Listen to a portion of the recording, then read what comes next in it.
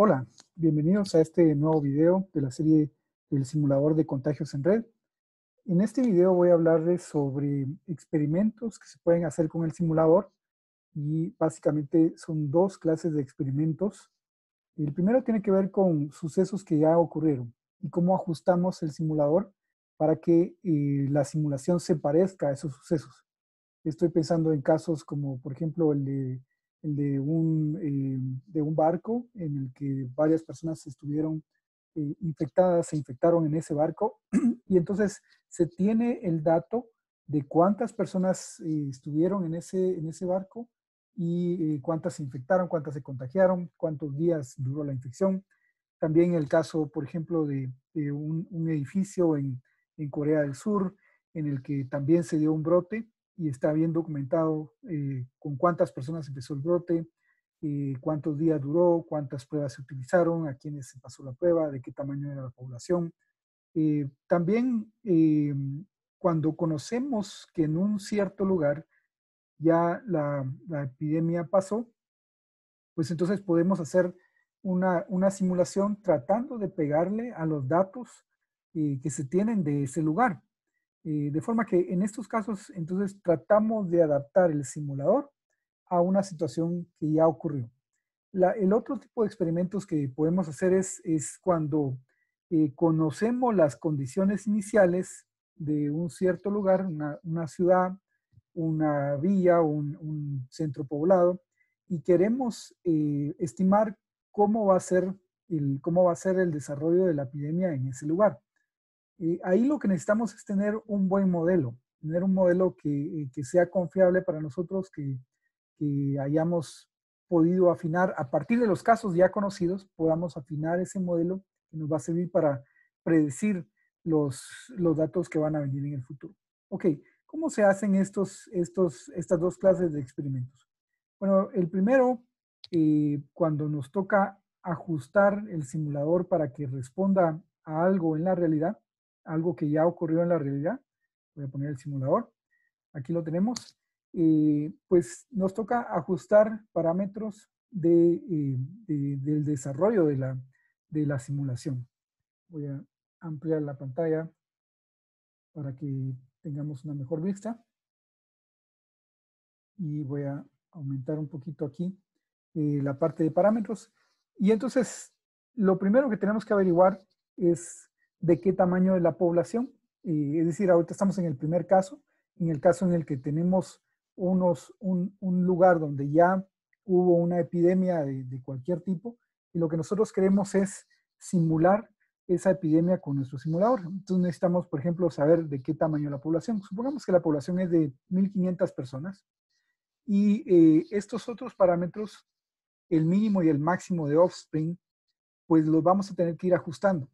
Los vamos a tener que ir ajustando porque no sabemos en realidad cómo está organizada la sociedad en ese lugar poblado, en ese centro poblado, en esa ciudad o en ese lugar.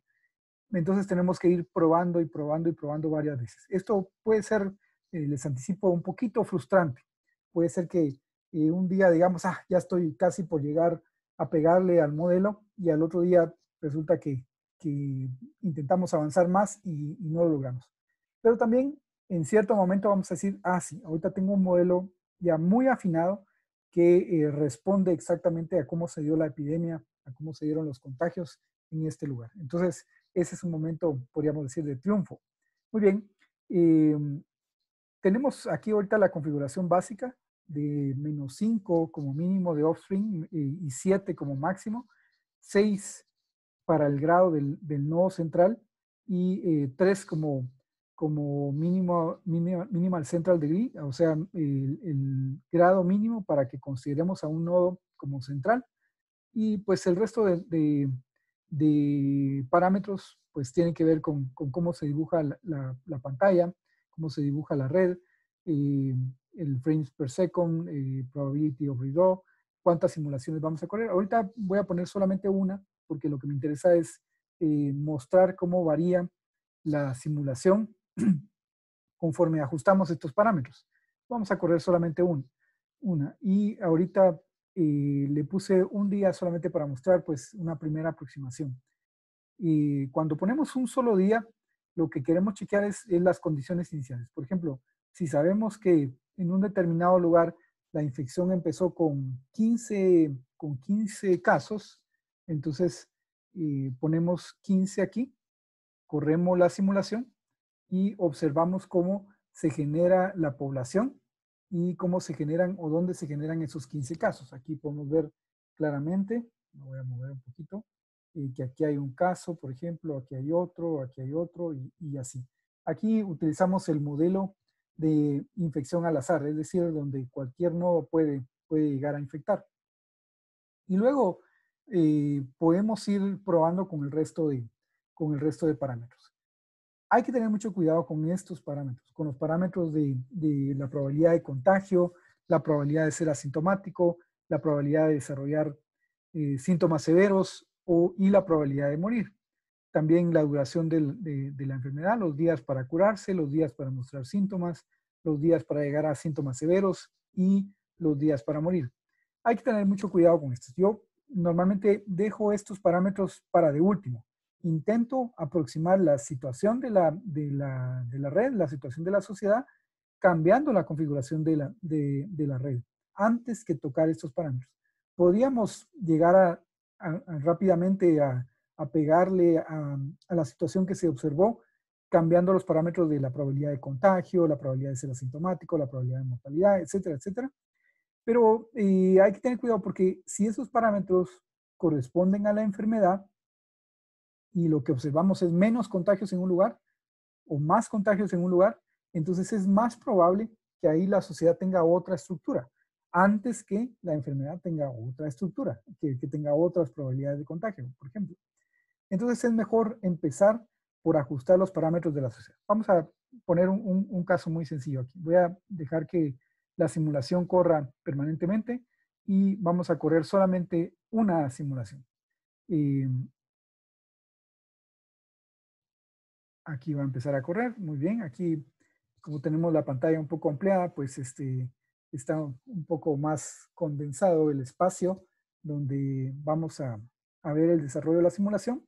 Y vemos que en este caso, pues tenemos aquí una epidemia que se fue desarrollando hasta que ya no quedó nadie a quien contagiar. Vamos a ver cuántos casos se produjeron aquí. Se produjeron 1.207 infectados y eso equivale al 80% de la población. Y además hubo fatalidades, 43, que equivalen al 3% de la población. Ok, sin cambiar los datos, de la enfermedad como tal, sin cambiar los datos de qué tanto se contagia o cuándo aparecen los síntomas, y sin cambiar mayor otra cosa, aquí pusimos que pues se pone en cuarentena a los diagnosticados y a las conexiones directas y no hemos puesto todavía nada de hacer pruebas para detectar la enfermedad. Sin cambiar nada de la enfermedad como tal, vamos a cambiar la estructura de la red para tratar de reducir el número de contagios. Entonces aquí tenemos originalmente 1.207 y vamos a ver qué sucede cuando cambiamos la estructura de la red. Supongamos que en lugar de decir, bueno, la gente tiene -5 como minimal offspring, como cantidad mínima de hijos para un nodo, si bajamos ese número, o más bien si lo acercamos a 0, por ejemplo, si lo ponemos en -4, solamente con este cambio ya hemos variado muchas cosas más. Y vamos a variar también la cantidad máxima de offspring que puede tener la gente. Vamos a poner en 6. ¿Okay? Con solamente este pequeño cambio, lo que estamos haciendo es haciendo a la gente menos aversa, digamos, con menor aversión a conectarse con otras personas y también, pues, también con menos aversión para formar grandes grupos. O sea, hicimos grupos más pequeños, pero también un poquito menos de rechazo para formar grupos. Solamente con eso ya cambiamos la estructura de la red, ya cambiamos las costumbres, la forma en que las personas se relacionan con otras en esta red. Entonces, esto es un primer experimento. Voy a abrirlo en una nueva ventana para que podamos ir apreciando el cambio y aquí se va a abrir, aquí está.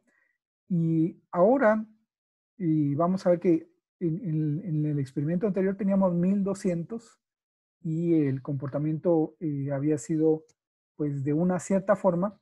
Y ahora con solamente hacer este cambio, ahorita va a terminar esta simulación de un solo ejercicio, vemos que estamos en 1253 y 50 fatalidades. No cambió demasiado, ¿verdad? 1253 y 50 fatalidades. Claro, no es recomendable comparar solamente un caso. Aquí estamos comparando solamente un caso. Aquí tenemos que originalmente habían sido 1207 casos y ahora son 1253, o sea, subió el número de casos y fatalidades fueron 50 en este y en el anterior fueron 43, también subió. Quiere decir que esto pudo haber provocado una mayor cantidad de contagios en este segundo caso, cuando tenemos -4 y -6. Bueno, pero ¿qué pasa? ¿Qué pasa si ese es el segundo caso? Esta es la segunda prueba, la de 50 fatalidades. ¿Qué pasa si somos un poco más drásticos? En lugar de poner -4, ponemos -3 y 4. ¿Cuál va a ser el efecto?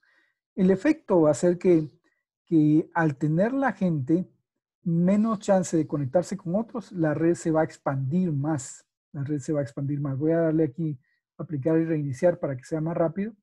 Y vamos a ver que en este caso, pues la red está extendida, está, digamos, los puntos más alejados del centro están efectivamente más alejados del centro, porque la gente tiene menos chance de conectarse con otros. Entonces la red tiene que extenderse hacia afuera para formar, para formar la red que nosotros queremos.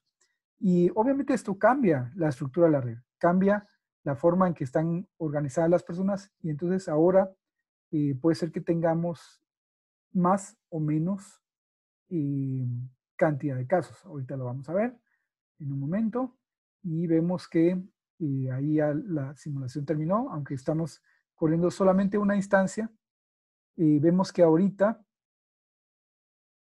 efectivamente la cantidad de casos bajó a 1106. Es decir, de 1200 que teníamos, bajamos a 1106. Y de fatalidades estamos ahora en 49. Y bueno, supongamos que en esa población, en ese caso que estamos estudiando, sí se utilizaron pruebas para intentar detectar los casos que andaban por ahí contagiando.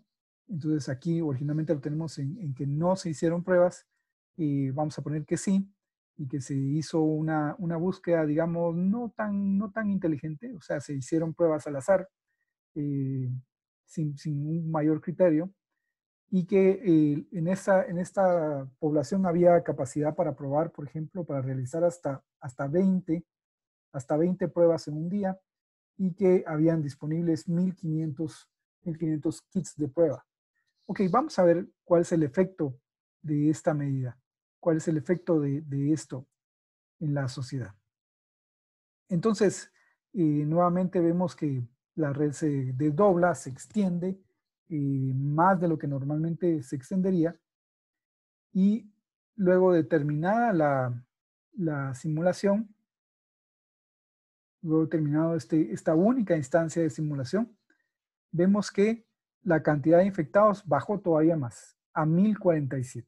Recordemos cómo estaba originalmente, 1047 infectados y 38 fallecidos, mientras que originalmente lo teníamos en 1207 y 43 fallecidos. Quiere decir que esta medida de haber testeado a las personas de forma aleatoria, pues aproximó los datos de otra forma, o sea, produjo resultados de otra forma.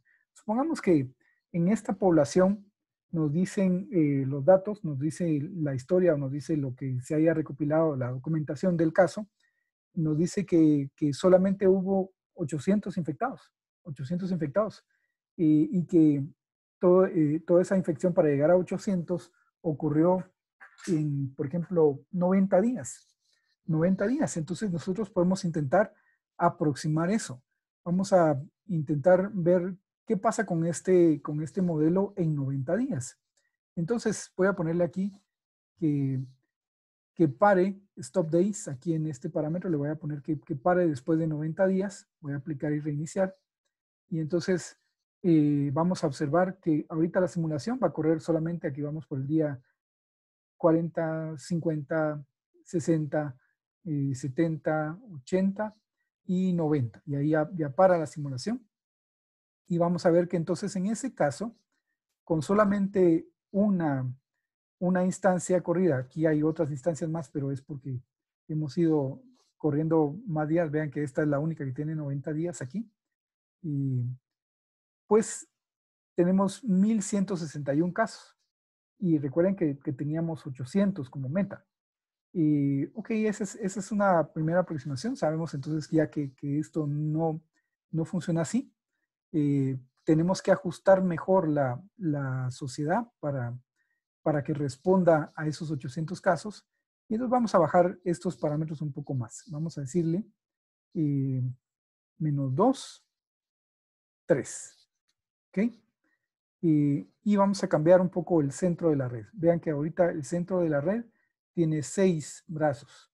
Tiene 6 brazos. Los vamos a bajar a 4. ¿Ok? Le doy Apply and Restart. Y entonces tenemos una red más extendida. Una red más extendida con solamente 4 brazos que se abren. ¿Y por qué es importante ir bajando, ir aumentando la extensión de la red, bajando la cantidad de otras personas con las que una persona se relaciona? Bueno, pues porque al extender la red, hacemos más difícil para la enfermedad contagiarse. Pensando pues que es una enfermedad que se contagia de persona en persona. Entonces, en este caso tenemos 990 infecciones y 23 fallecidos. Vemos que nos aproximamos muchísimo más, nos estamos cada vez acercando más y podríamos pensar, bueno, podemos hacerlo todavía más exacto. En este punto, cuando ya hemos aproximado bastante la red, digamos aquí, pues bajar un poco la red equivale a decir que la gente en este grupo social no se relacionan unas con otros y eso quizá no tiene tanto sentido. Entonces debemos buscar otro parámetro que sea, que nos haga sentido. Y entonces aquí sí ya podemos empezar a ver que probablemente hay otro factor y que la probabilidad de contagio entonces probablemente sea un factor que debamos corregir. Si, por ejemplo, lo bajamos de 15% a 12, a 0.12, entonces podemos obtener un resultado diferente. ¿Qué pasa si bajo un poquito la probabilidad de contagio? Pues entonces, de nuevo, vean aquí cómo se extendió la red. Un momento aquí, se va dando la infección al final de los 90 días. Ahora tenemos solamente 535 infectados y 9 fatalidades. Se nos pasó la mano, ¿verdad? En este punto se nos pasó la mano y podemos regresarla un poco quizá a 13. Aplicamos y vemos ahí la red cómo se desdobla y la ejecución de los 90 días. Ahí va creciendo la curva, pero ya empezó a decaer y ahí están los 90 días. Y vemos que ahorita tenemos 870 casos y 26 fallecidos. Aquí ya nos aproximamos bastante a lo que sucedió en realidad. Muy bien, en este punto es importante recalcar de nuevo lo que he estado diciendo, que no hay que conformarnos con una sola instancia de simulación. Hay que correr, por ejemplo, lotes de 20 instancias y poner aquí en SimRuns, poner 20 y ir comparando de 20 en 20, porque una sola simulación puede ser un caso fortuito, un outlier, que nos haga tener una apreciación que tal vez no es tan real. Entonces tenemos que ir probando y probando con más de un caso. Aquí lo estoy haciendo con un caso solamente por el tiempo, pero en la práctica lo mejor es hacerlo de 20 casos en 20 casos. Entonces, como ustedes vieron, primero empiezo modificando los parámetros de conectividad de la gente antes de intentar modificar los parámetros de la enfermedad. Esto es importante hacerlo así, porque es más probable que la sociedad esté organizada de otra forma y no que la enfermedad haya cambiado su comportamiento de lo que se ha observado en otros lugares. Y luego tenemos también que ajustar estos parámetros de cuarentena y de aplicación de pruebas para que correspondan a lo que en realidad sucedió en la sociedad. Se aproximen lo mejor posible a lo que sucedió en la sociedad. A veces no tenemos esos datos. Tenemos que estimarlos y tratar de hacer una aproximación. Por ejemplo, podemos saber nada más el total de pruebas que utilizó este grupo social para contener la pandemia o cuántas personas estuvieron en cuarentenadas. En fin, ese tipo de cosas nos pueden ayudar a ir deduciendo los parámetros reales. Pero, como siempre, debemos tratar de ajustar primero esos parámetros antes de ajustar los parámetros de la enfermedad. Y pues este es el primer tipo de experimentos. El segundo tipo, el que consiste en que ya cuando tenemos un buen modelo, lo utilizamos para intentar proyectar el futuro de la pandemia, de la epidemia en ese grupo social, pues eso lo hacemos después, ya cuando tenemos un modelo que es confiable, que se apega a lo que ha sucedido en la realidad, pues entonces ya podemos utilizarlo para hacer proyecciones. Esto es lo que tenemos como primera instancia. Les voy a ir mostrando algunos casos bien concretos relacionados con la pandemia de coronavirus, el COVID-19, para mostrarles cómo primero se aproxima el comportamiento, el modelo al comportamiento, y luego ya usamos ese modelo para proyectar hacia adelante. Bueno, pues muchas gracias. Gracias por escucharme. Nos vemos en un próximo video.